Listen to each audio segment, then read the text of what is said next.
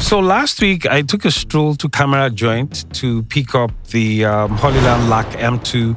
It's the latest wireless lavalier microphone from Hollyland. And one of the reasons I was excited picking it up is the fact that I've used the Lark M2 before, and I love the mic. If you haven't watched my review on the Lark M2, you can use the link above and watch it again. I really want to find out what Hollyland has done differently on this particular microphone. And like I said, I got it from Camerajoint. Basically everything I have, I got them from Camerajoint, including the pod mic USB. If you haven't seen my review of the pod mic USB, you can use the link above as well. I used to use a Shure SM7B till I reviewed this mic, and I think my Shure SM7B is probably somewhere in the studio. So let's have a look at what's in the box of the Lark M2s.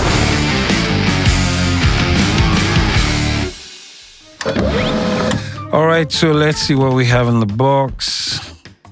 We have the mic itself. Okay, good. So we have a bag. Okay, so let's see what we have in the bag. There's a TRS cable. We also have the USB-C to USB cable. I think this is sort of like a manual or thereabout. Now you have a USB-C to Lightning cable. This is for you if you're using an iPhone. You have the windshield. There are actually two of them. That's interesting. And I guess that's all we have in the box. Okay, good. Now, in the mic itself, we have... By the way, this is actually the combo. Now, when I say the combo, I mean the complete set. In here, we have... This is the one that attaches itself to the camera. Then you also have the microphone. Ooh, it's pretty small. So you have two of that in there. And then you also have a USB-C connector. This is very similar to the Lark M2. In the Lark M2, I had two. There was one for the Lightning and there was one for the USB-C. But this has just the USB-C connector here. So apparently, if you want to use this with your iPhone, that means you'd have to connect this via the USB-C. I think, yeah, this would go in there. And this would go directly into your iPhone. Yeah, very similar. Very similar to the Lark M2. I think what I like most about it, and I think what's also unique about it, is the size. It's very small. Like, this is where the microphone is supposed to be. Now, another unique feature with this is most times when you have a lavalier mic, you don't usually want the logo in your shot. So what Hollyland has done is created a scenario where you get to use the mic, but the logo stays in. So I think this is how it fits. The logo goes in and the smaller mic here, that's what you put on the outside. So let's have a look. Is it cool? Good. So I think this is how it works. You place this in. It feels weird though, because I'm usually used to having the lavalier mics towards my chest region, but having this up here, I guess we'll test and find out how good it sounds. Oh, that's tight. Oh, that's good. So it actually has this like stuff in between that it's almost like an adhesive, so it sort of like clips to your shirt. So that's basically what we have on that. Well, of course, before we use that, we'll have to remove this blue sticker on both. Otherwise, without that, we can't charge it properly. So let's have that back in there. Yeah.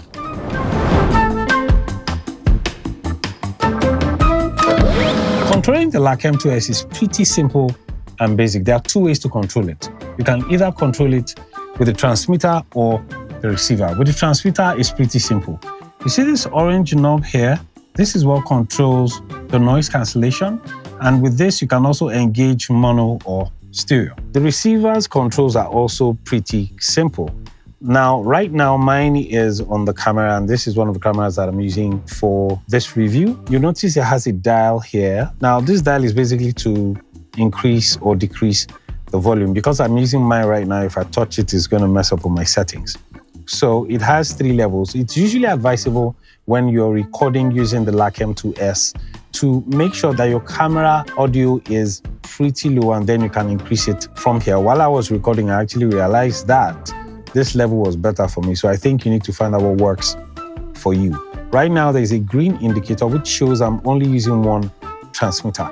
If I was using two transmitters, you'd find two lights indicating here. It's also green because I'm recording in mono and not stereo. When you're recording in mono, it's green. When it's stereo, it's blue. And basically that's it. So this is attached to my camera and my audio goes in directly.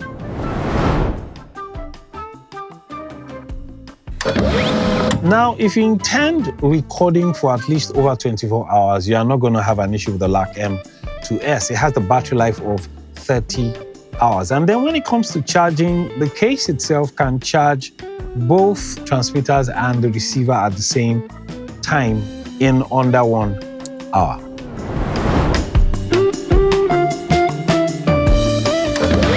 Right now, this is the audio of the Lark M2s as is. I sort of like put an earphone in to listen to be sure that the audio was coming out. So right now, the audio is going directly into my main camera, which is the Canon R5. That's where the audio is going. And eventually I have to extract the audio, and treat it in post-production. But as it is right now, I really can't hear what it sounds like. But from the first test, it sounded good. So I'm very sure in post-production, it most likely would sound good. Now, this is a controlled environment. This is the studio.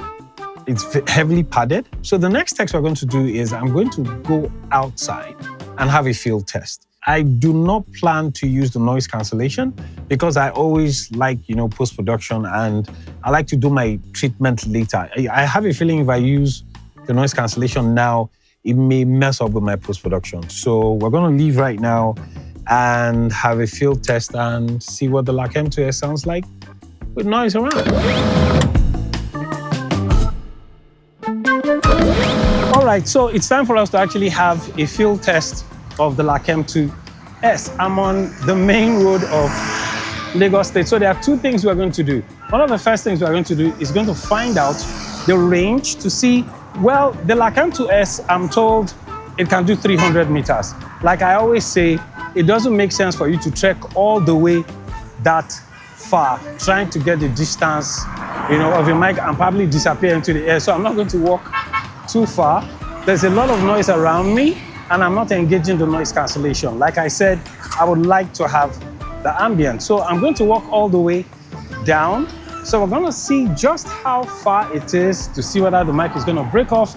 And thank you guys on YouTube who were worried when I was doing the Comica VM40 about going all the way back. So I'm not actually going to walk backwards. I'm going to turn and walk, and hopefully the mic should still do a fantastic job. Here we go. So I'm still speaking. You can see that people walking with me on the road. Hopefully, because I'm still in the range of the Lark M2s, it should still be able to pick my audio perfectly well. So here I'm walking on the street of Lagos, Nigeria. The traffic is building, and I think I have walked a reasonable distance. Let me just walk a little bit more. Stop. Feet up, stop it.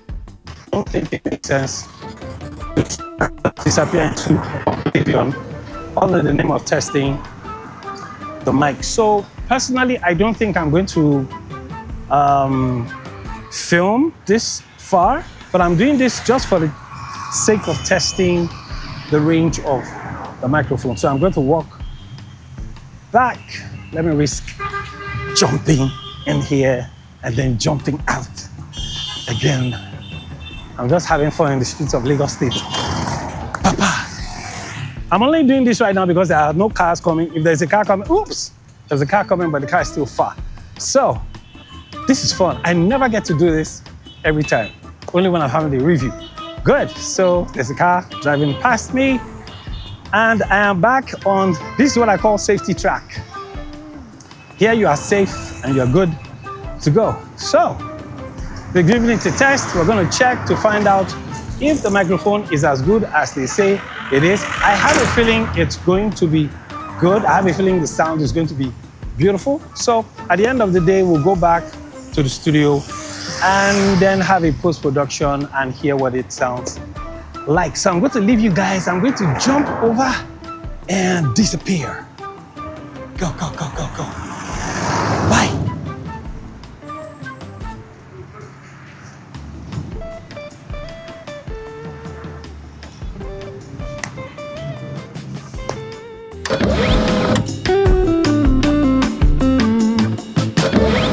With the Lark M2s, you also have the capacity to use the Lark Sound app. It's as simple as you connecting the USB-C or the lightning cable to your mobile phone.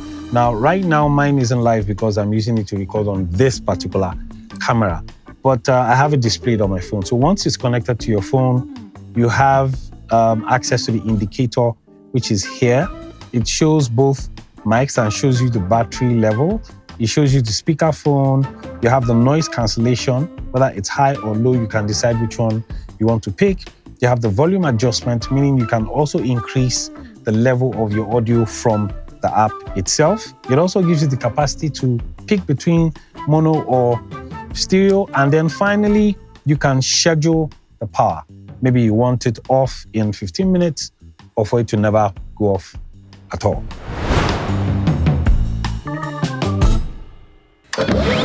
Now, to be honest, I actually like the Lark M2s. I feel there are few improvements from the Lark M2. There are just two things I think I have an issue with. One is the fact that it does not record 32-bit float. It does 24-bit 48,000 kilohertz. But the reason why I would prefer 32-bit float is just in case there is a form of distortion, whatever. I mean, recording 32-bit float is sort of like shooting RAW on a camera. Now, it's the same thing when you shoot at a higher bit rate, which is 32. If there's distortion, you can actually get the clean audio from the actual recording. And the second snag that I have against the Lark M2s is it doesn't have internal recording. It would have been so nice if this beautiful thing here could actually record internally. It would just take it to the next level. And probably for me, that would probably be the best lavalier microphone of the year. In terms of the audio quality, I mean, I am very, very impressed. That's why I'm still using it right now. I'm not using my pod mic because it really sounds good. I think this is going to be my go-to mic going forward. I don't know, Hollyland, I don't know if your plan is for us to just have an array of microphones in our houses, but I think you're doing a fantastic job of making sure that we have a lot of mics in our houses. Shout out once again to Camerajoint for handing this to me. I love those guys. Those guys are just... Until my next review, I'm gonna see you guys. Peace out.